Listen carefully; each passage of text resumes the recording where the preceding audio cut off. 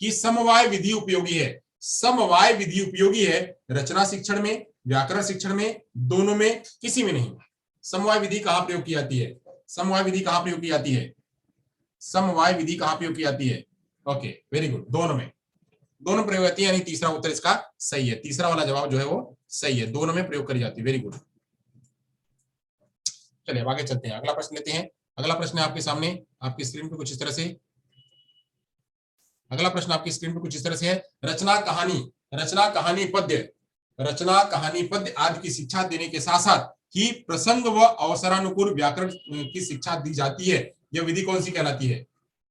यह विधि कौन सी कहलाती है? रचना कहानी पद्य शिक्षण आदि की शिक्षा देने के साथ साथ प्रसंग व अवसरानुकूल व्याकरण की शिक्षा भी दी जाती है। यह विधि कहलाती है। यह विधि कौन सी विधि कहलाती है? रचना कहानी शिक्षण पद्य आदि की शिक्षा देने के साथ साथ अवसरानुकूल व्याकरण की भी शिक्षा दी जाती है।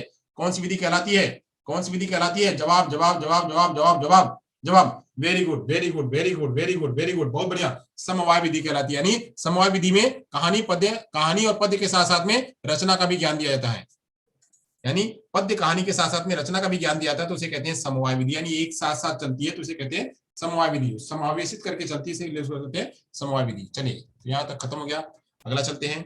अगला प्रश्न लेते हैं आपके सामने। आपके सामने प्रश्न कुछ इस तरह से है, प्राथमिक स्तर पर रचना शिक्षण, प्राथमिक स्तर पर रचना शिक्षण के लिए कौन सी विधि उपयुक्त है? इनमें से कौन सी विधि उपयुक्त है रचना शिक्षण कराने के लिए? प्राथमिक स्तर पर कौन सी विधि उपयुक्त है? अनुकरण विधि, प्रश्नोत्तर विधि, रूपरेखा विधि, सूझबूझ विधि, कौन सी विधि उपयुक्त है? अनुकरण विधि, प्रश्नोत्तर विधि, रूपरेखा विधि, सूझबूझ विधि। अनुकरण विधि, प्रश्नोत्तर विधि, रूपरेखा विधि, सूझबूझ विधि। हाँ, यहाँ पे जवाब दो है, यहाँ पे एक जवाब नहीं, यहाँ पे दो जवाब है।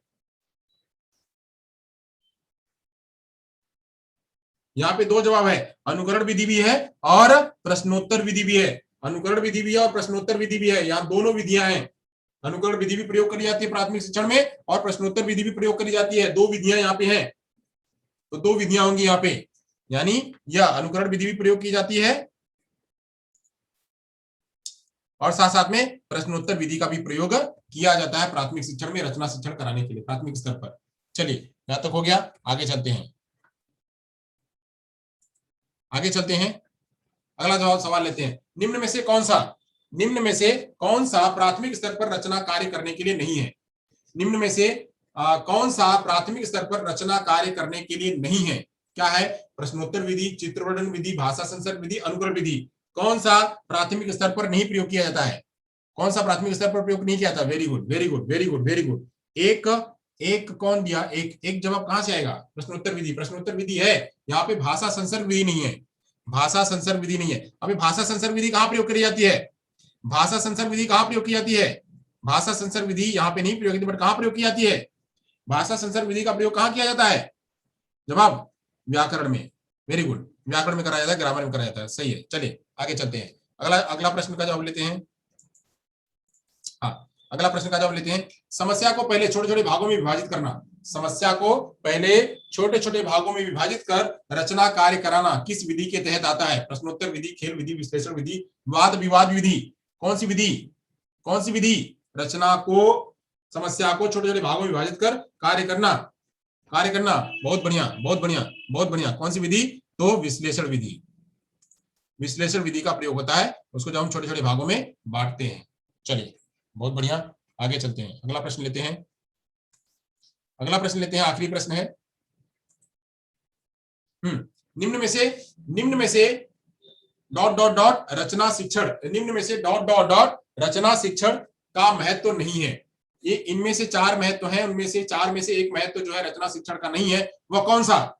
वह कौन सा? जवाब दीजिए, जवाब दीजिए। शब्दों को सार्थक कलात्मक रूप में सजाने में, लिखित अभिव्यक्ति का विकास करने में, हृदय से निकली हुई सभी बातों को बताने में, शारीरिक एवं आर्थिक विकास करने में। बहुत बढ़िया बहुत बढ़िया बहुत बढ़िया। तीन जवाब नहीं है इसका, तीन जवाब नहीं है, जो चौथा जवाब है वो है शारीरिक एवं आर्थिक विकास करने में। शारीरिक एवं आर्थिक विकास करने में रचना शिक्षण का उद्देश्य नहीं है। चलिए बहुत बढ़िया, आप लोगों ने, सभी लोगों ने बहुत बढ़िया जवाब दिया।